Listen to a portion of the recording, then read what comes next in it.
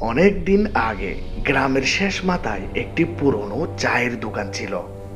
দিনে সাধারণ দোকানের মতোই, কিন্তু রাতে ওই দোকানে কেউ যেতে চাইতো না। লোকজন বলতো ওই দোকানের চা খেলে মানুষ আর আগের মতো থাকে না। কিন্তু দোকানদার লোকটা ছিল চুপচাপ।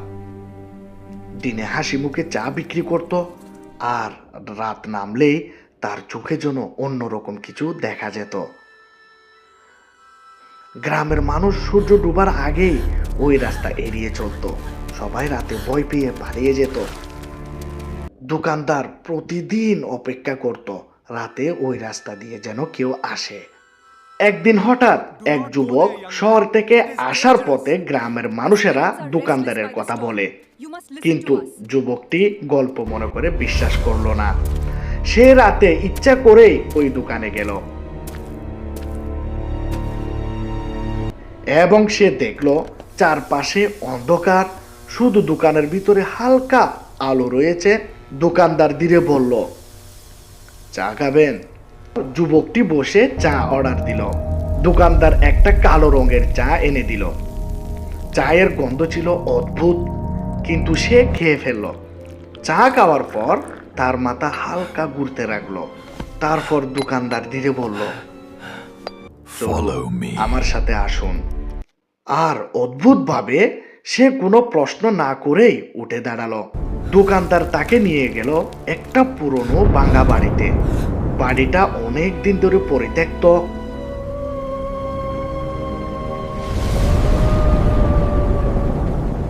ভিতরে ঢুকতেই দরজা নিজে থেকেই বন্ধ হয়ে গেল।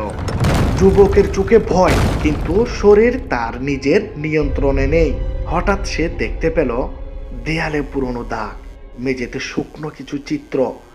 সে বুঝতে পারল এটা কোনো সাধারণ জায়গা না। দোকানদার তখন ধীরে হেসে বলল, এই চা মানুষের ভিতরের সব গোপন কথা বের করে আনে। এটা খেলে মানুষ নিজের উপর আর নিয়ন্ত্রণ রাখতে পারে না।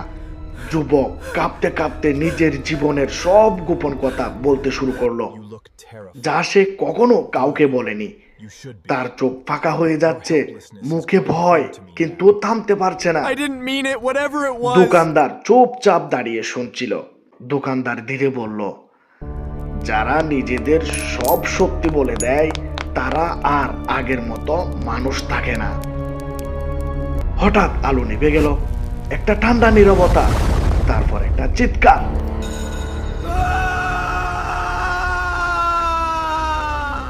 পরের দিন সকালে গ্রামের মানুষ দেখলো চায়ের দোকান খোলা, সবকিছু আগের মতোই, কিন্তু দোকানদার একা না। তার পাশে দাঁড়িয়ে আছে নতুন এক যুবক, চুপচাপ, ফাঁকা চোখ, ঠিক আগের সেই যুবকের মতো।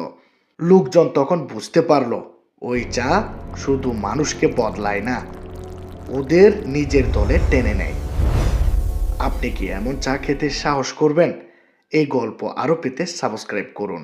ভিডিওটি দেখার জন্য ধন্যবাদ।